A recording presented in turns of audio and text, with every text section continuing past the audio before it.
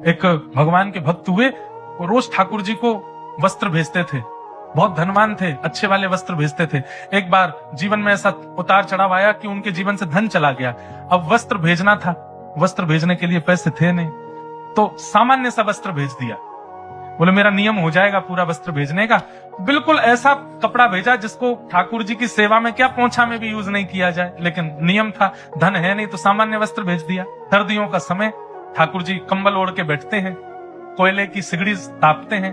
ठाकुर जी को रात्रि में शयन करा करके गुसाई जी गए। सुबह मंगला में आकर के देखा तो ठाकुर जी की कटकटी चल रही है, दांत जोर जोर से ऐसे ठाकुर जी कांप रहे हैं। एक दिन पहले ही जो सामग्रियां आई थी उनमें वो वस्त्र भी आया था, तो उस वस्त्र को देख करके नीचे जो सेवक आदि थे उन्होंने कहा अरे ये वस्त्र तो पोंछा के लायक भी नहीं है, इसको ऐसे बाहर कर दो, किसी और को दे देंगे, ठाकुर जी की सेवा में क्या प्रयोग करें। वो वस्त्र बाहर कर रखा था।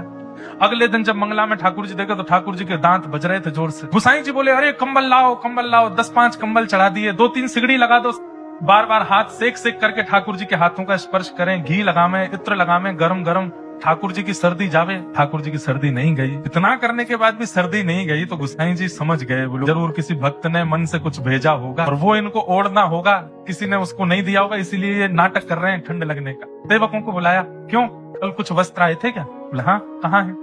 सब दिखाए। बोले इनमें से कुछ हटा दिए थे? हाँ, 1-2 कपड़े थे वो ज्यादा बढ़िया ठाकुर जी के योग्य नहीं थे, वो बाहर के। बोले वो कहाँ है? वो तो हमने रसोई घर में रख दिए कि पोंछा मोछा के काम आएंगे। बोले वही लाओ। उन कपड़ों को लाए और जैसे ही वो कपड़ा ला करके ठाकुर जी के चरणों पर रखा, इतने में ठाकुर जी बोले मुंह तो पसीना आ रहे हैं बहुत जोर से, सबरे कंबल हटाओ, इस सगड़ी हटाओ सामने से, गर्मी लग रही है बहुत जोर से। क्यों? ठाकुर जी को सर्दी नहीं लगती, ठाकुर जी को गर्मी नहीं लगती, ठाकुर जी को प्रेम लगता है, ठाकुर जी को भाव लगता है।